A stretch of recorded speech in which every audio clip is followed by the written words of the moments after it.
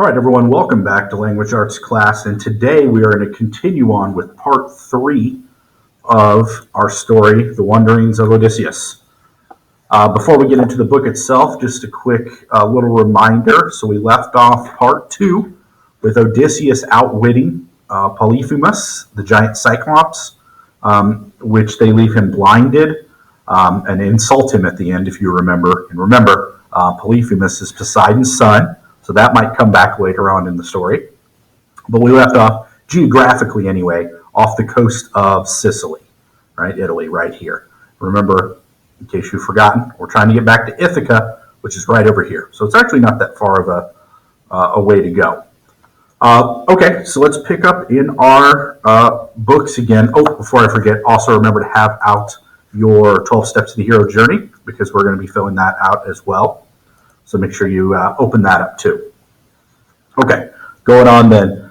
On page 55 is where we left off in our book, page 55, very top of the page with the first full paragraph that we have there up at the top of the page, which reads, "With the help of Aeolus, king of the winds, Odysseus sailed to within sight of his island home on Ithaca. Aeolus had tied up all the adverse winds in a goat skin, but thinking that it contained treasure, the sailors opened it up while their captain slept."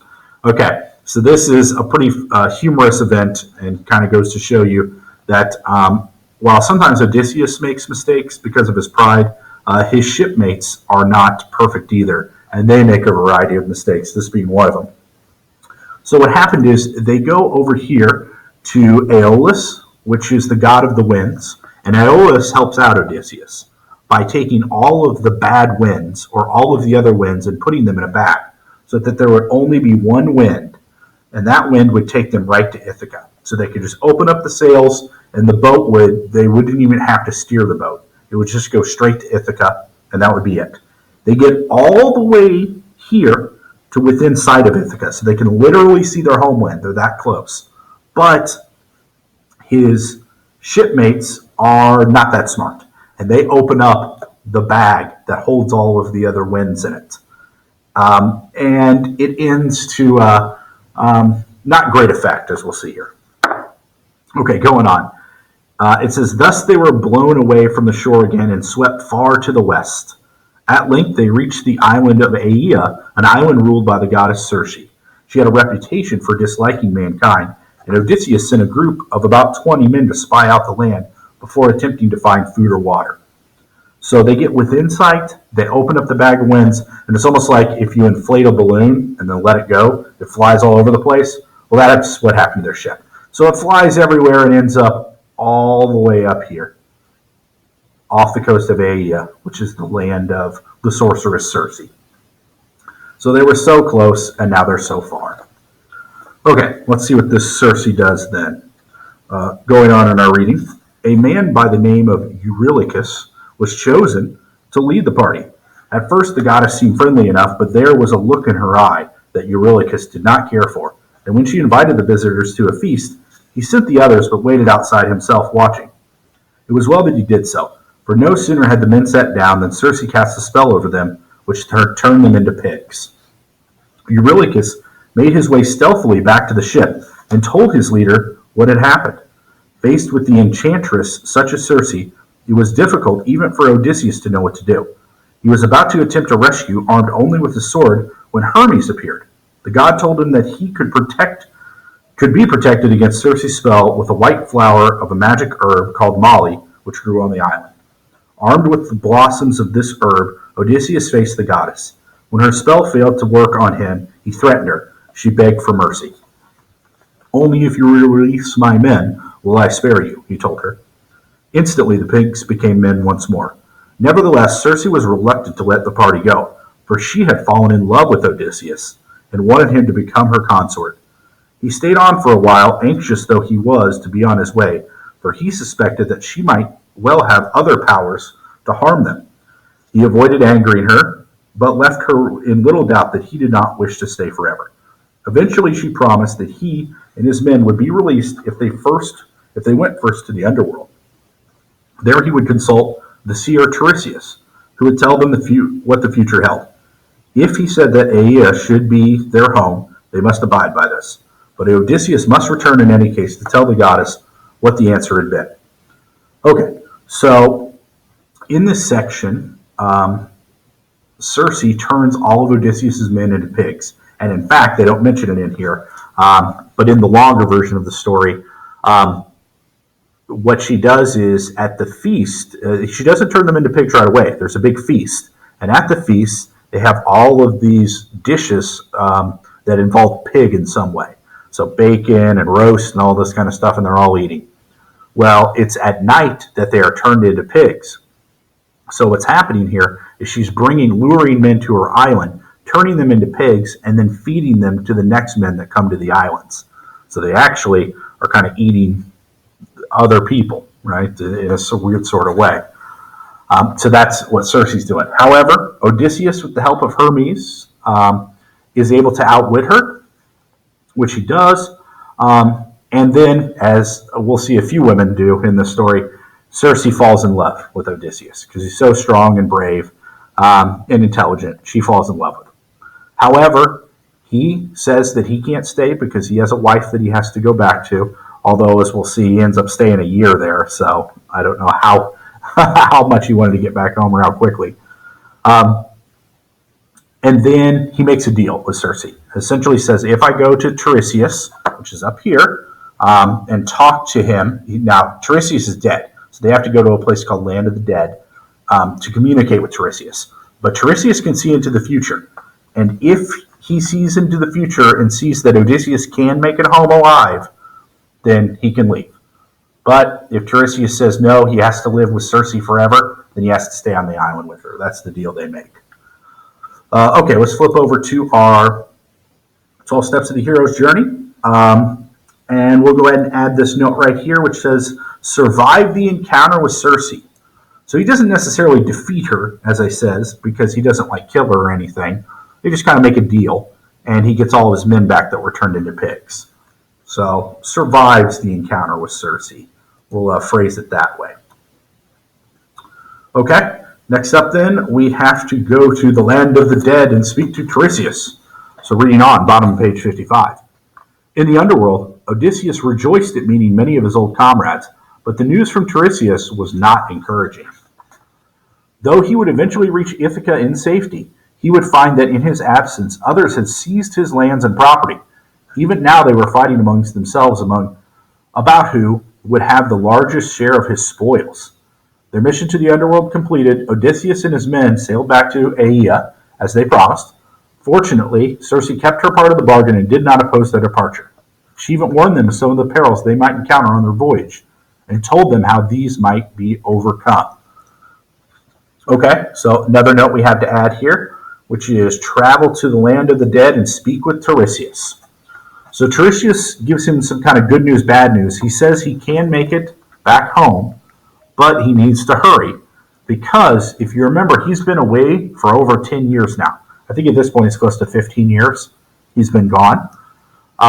So he needs to make it back quickly because back home there are people there that are trying to take his throne. Remember, he is king of Ithaca.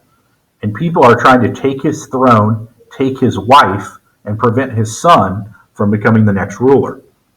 So he really needs to get home to deal with these guys who are kind of ruining his island and his rule there. Okay, going on top of page 56 then. With first they had to pass the rocky coast where the sirens lived. These creatures used to lure sailors from their ships with their singing. Their voices were so beautiful and their songs so haunting that anyone who heard them plunged to their deaths in the waves that remained near them. Following Circe's advice, Odysseus ordered men to stop their ears with wax so that they could not hear the singing. He himself had heard so much about their music that he was determined to listen, but he made his men lash him fast to the mast so that he could not escape. Even if he pleaded with them for his freedom as they sailed by, they were to take no notice. In this way, Odysseus and his men sailed past the sirens, and Odysseus became one of the few men to hear the siren song and live. Though at the time, he later said, I would gladly have sacrificed my life for the sound of their voices. So the sirens, which are right here off the coast of Italy, which is where they had to go. Remember, they're going here, and their pathway is going to be right through this small little crevice here in between Sicily and the main island of Italy, and then to Ithaca. So to pass the Sirens, Odysseus had his men chain him up to the mast of the ship so that he could hear the siren song. All the other people had to put earplugs in so they couldn't hear, because what the sirens do is they are these creatures that call out to men, and their voice is so beautiful that men willingly jump into the water to get to them, and then when they get close, the sirens grab them and eat them. They have these long, sharp teeth, and they're carnivores, so they live on man flesh. So that was the danger. But because he was chained up to the mast, he was able to hear their song and get away, because none of his men could hear it. So again, Odysseus, with the help of Circe, kind of outwitting the sirens. Okay, going on then on page 56. Ahead lay further dangers. They had to pass through a narrow channel between towering rocks where the monsters, Scylla and Charybdis, lay in wait. Like the sirens, to trap passing ships. As the ship went by, Scylla, a six-headed monster, reached out her long arms and, uttering a curious yelping sound, clawed 6 sailors from the deck and devoured them. Odysseus altered course quickly, but in doing so, steered precariously close to the great whirlwind of the Charybdis. So the problem is, when you go through this little narrow crevice here, on one side you have the Scylla, which is this creature that lives in the rocks and comes out with these long, sharp arms and heads, I believe, because he's multi-headed, and grabs people as they go by. But you can't go too far the other way, because there lies the Charybdis, as we'll see here, who is equally dangerous, probably more dangerous. It says, several times a day, Charybdis would suck huge quantities of water into her enormous mouth and then spew it out again, so that the channel between the rocks seethed and whirled, drawing down into the depths even the mightiest ship which came within range. However, the wind was strong, and the men pulled for their lives with the oars. They felt their stern dragged round, and for several long minutes it seemed that they too would be sucked down. Some, however, they passed safely through. So the Charybdis, essentially, it's this giant sea creature that lives at the bottom of the sea, and every once in a while it'll suck in huge quantities of water, which creates this big whirlpool, and it sucks in ships. And the Charybdis then eats whatever it sucks in. So fish, whatever other animals might be in there, or ships. It's fine with eating that too. But it just uses its giant mouth to suck in this water and then eats whatever it gets. Okay, going on. Saddened by the loss of their 6 comrades, they rowed on. As they passed Sicily, once more they found that their drinking water was running low again. They turned in towards the island and anchored in a cove well away from the place where the Cyclops lived. They were now in the part of the island ruled by the god Helios. Odysseus warned his men to behave peacefully and to not take anything. They had, he said, had troubles enough. However, the sailors had already seen the cattle grazing nearby, and the prospect of eating fresh meat was a temptation they could not resist. While their leader was sleeping, they killed and roasted some cattle from Helios' herbs. The god was outraged and complained to Poseidon. He had not forgiven Odysseus for blinding his son Polyphemus. When the ship sailed again, he called upon a wild storm. The ship foundered, and everyone but Odysseus himself was drowned. Okay, so essentially they land back on Sicily. And once they get past this little gap here, they land in Sicily because they need drinking water. But while they're there, there are some cattle there. Now, these are the sacred cattle of Helios, one of the gods, the god of light, actually. And Helios has essentially let the entire world know that you are not to eat these cattle, because these are my sacred cattle and no one touches them. Tiresias and Circe warned Odysseus about this and said, do not touch these cattle, because if you do, you will make it to Ithaca, but your men won't. So Odysseus warns his men and says, do not touch these cattle. But of course, as soon as Odysseus falls asleep, the first thing they do is they slaughter some cattle and eat it. Well, Helios goes and complains to Poseidon, who already has it out for Odysseus, and this is the last straw. So finally, when Odysseus goes out to sea, this last time, Poseidon finally just sends the mother of all storms, the biggest storm he can conjure, which absolutely just destroys the ships that Odysseus was using and kills all of his men. So we end today here with, we have a couple things to add here. First is they make it past the sirens. Right? Odysseus uses is chained to the mast, and his men use earplugs, and they make it past the sirens. And then our last note for the day: Odysseus's men and ships were lost as Poseidon sends a storm to destroy Odysseus. So Poseidon does not succeed in destroying or killing Odysseus, but there's an argument to be made that Poseidon did not want to kill Odysseus. He wants to destroy him mentally, physically. So Odysseus is now trapped out in the middle of the sea. All of his men are dead, and he hasn't been home in close to 20 years. So you could say that while Poseidon didn't kill him, in a way, he's kind of destroyed his life, right? Okay, so we are going to end our video here today, and I'll talk to you guys next time.